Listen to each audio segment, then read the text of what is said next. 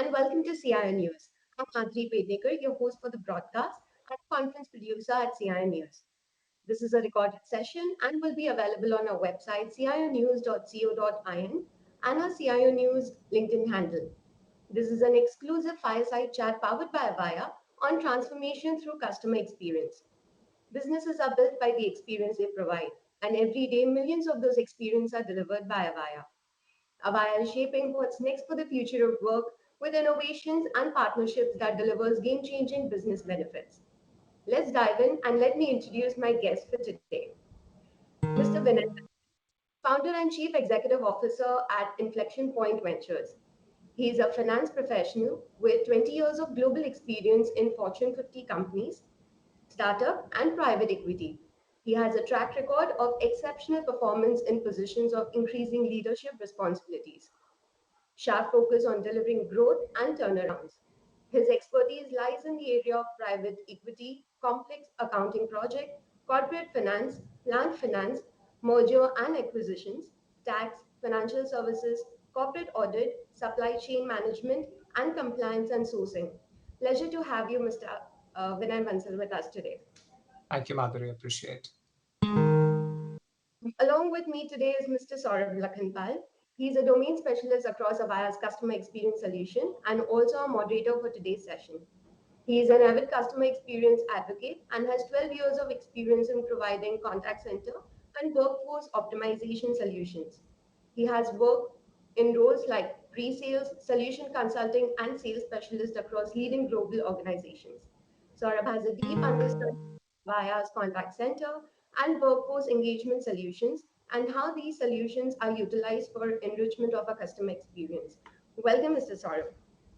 Thank you, Madhuri, and welcome, Mr. Vinay. Let's dive into what we call it as a transformation through CX or customer experience.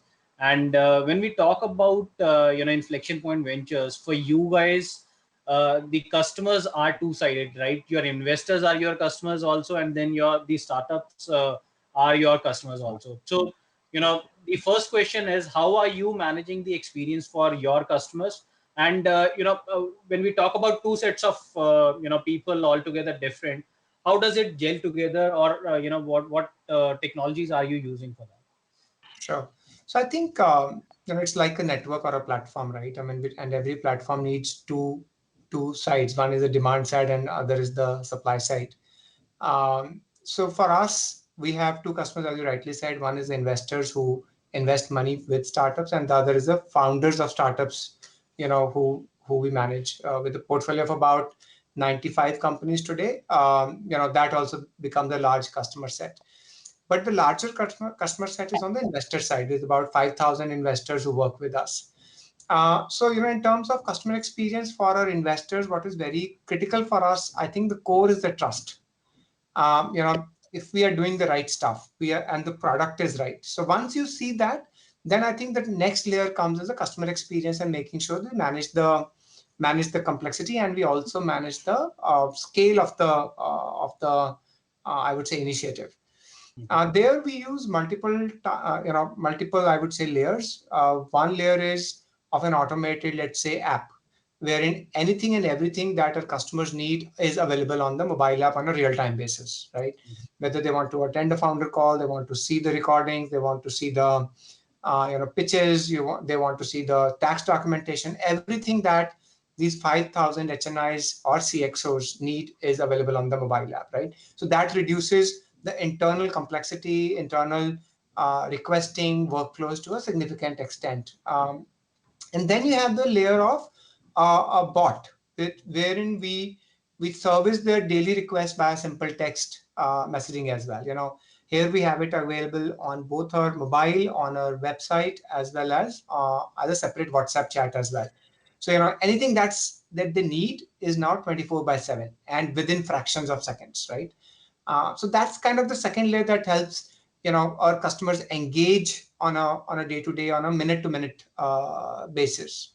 And then the third layer is the human layer, where just like an American Express would have the best of the trained folks to handle queries. And because these queries have been filtered down by the use of app and the bot, then our people come in for subjective queries. And that's what is managed by a few very well trained executives. And then the fourth layer is us. If something is not resolved there, people just end up calling, and we made sure that we are available to all of these 5,000 folks. And then we know the pain that everybody else is going through. And if we see the pain, we'll anyway have to solve for that. The second segment is our founders. Again, we have very structured process, a very time bound, I would say, systems for them to be able to approach us, get a yes or a no from us, or even get funded. So that's a very structured system based process. The third piece I would say is the needs of founders post funding.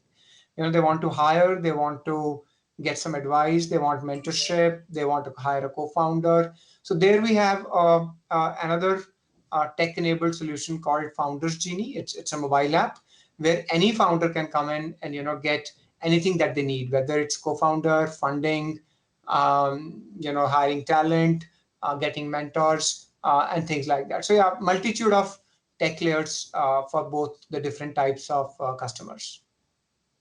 And one interesting thing that you mentioned during your response was around the digital channels that are there, because the kind of users that you have are kind of all tech savvy, right? They would have information about how to use that, and how to use a bot, or other things as well. But after the pandemic or after the lockdown, have you seen some kind of difference in the usage? I mean, earlier was it less, and now with the lockdown, has it increased, or how has that panned out for you guys? See, IPU is always built to work on an online world, right? Our systems, our storage mechanisms, our workflows, our processes, our hiring, our people are across the country, actually across the globe, and we work together on a centralized system. I think cloud services come very handy there. For example, we use Salesforce as our CRM. Now that's available on the web everywhere to any of our associates. But having said that, I would say the knowledge, the acceptance of digital tools has definitely gone up. For example, use of Zoom, right? We earlier had maybe 20, 30 paid Zoom accounts. Today it's far more, right? The use of CRM is far more deeper for us. The use of Zoom for due diligences is far more deeper. So yeah, the dependence on physical travel has definitely reduced. Mhm. Right. And you mentioned about, the first thing that you said was how you manage customer experiences through trust, right? That's one attribute that's, how you're managing the customer experience. But, to the audience, would you, want to maybe put in more attributes to customer experience apart from trust? What is it that you are, looking at, or you evaluate internally that these are the parameters where I evaluate my customer experience? Sure. So for our customer experience, one, we say that we have to be technologically advanced and available so that anything that our customer needs is available to them anytime. That's 24/7, whether it is our mobile app or whether it is our bot, right? It's structured at the back end in such a manner. It's a seamless experience. And it's a seamless experience for the masses. It's not just for 5, 10,000 customers, like more than 5,000 customers that experience that. The second piece I think is we do what we say, and that's where people know that, okay, if the management has said this, this will occur. And that's how the trust is built. Third is the ability to do what we say, to give the actual results and the returns to our investors, for example. Everybody will come in, okay, I don't know whether I'll make money or not, but once they spend a year or two with us and they get a 2x, 3x returns, that's when they start building that deeper trust. So yeah, absolutely. I think it's a mix of technology, it's a mix of ability, it's a mix of product, and more so the intent of doing the things right, and keeping customers at the center of everything we do. Yep. All right. And so the next question is around the technology piece of it specifically. And when we talk about technology in today's world, there are two words that are very prominent. One is the usage of cloud, and the another one is around the AI technologies, right? So the first question on technology piece is, uh, you mentioned that earlier that as well, that you're an online company. So I hope you are already on cloud. Your technology and processes are already on cloud.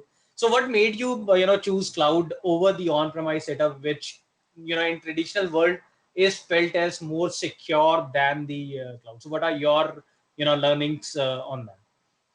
See, I think things have shifted in the last 4 or 5 years significantly from an on-prem to on cloud. One is, the latency from your system to the cloud.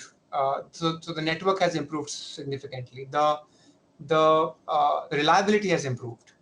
Second is, if you have a team across the globe, which on-prem do you keep your servers on, right? I mean, they have to still access your server on your on-prem. So that becomes a challenge in that case. The third is the disaster recovery.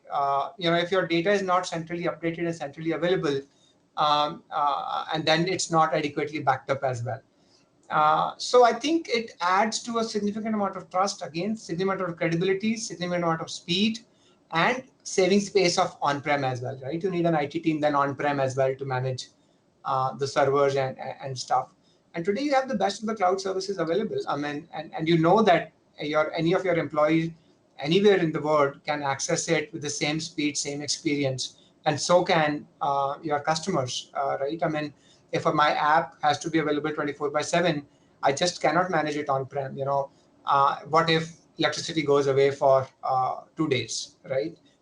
What if we are stuck to a place where we can't go to office or can't open the office? So how do you manage all that, right? I mean, with specialized professional players available in managing all that backend while we manage our business, I think that makes a lot of more sense.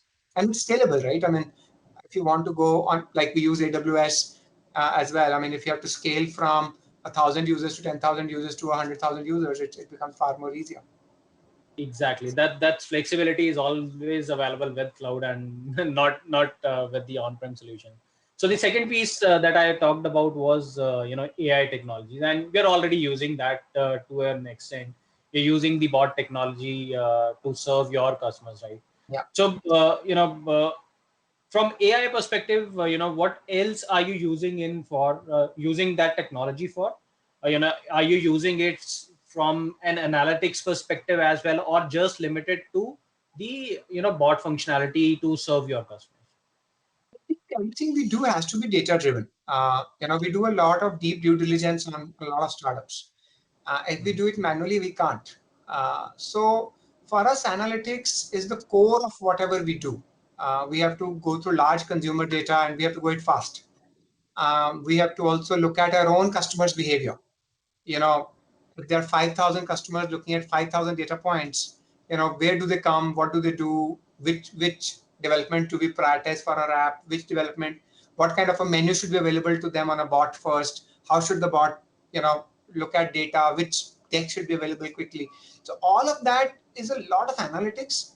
I don't know whether I'll call it AI as much, but yes, I think everything we do is data driven. Right from the day we start looking at a startup to right to the day we fund and we help them raise the next funding and growth in business, we don't take any steps unless we have 90-95% of data we need to take decisions.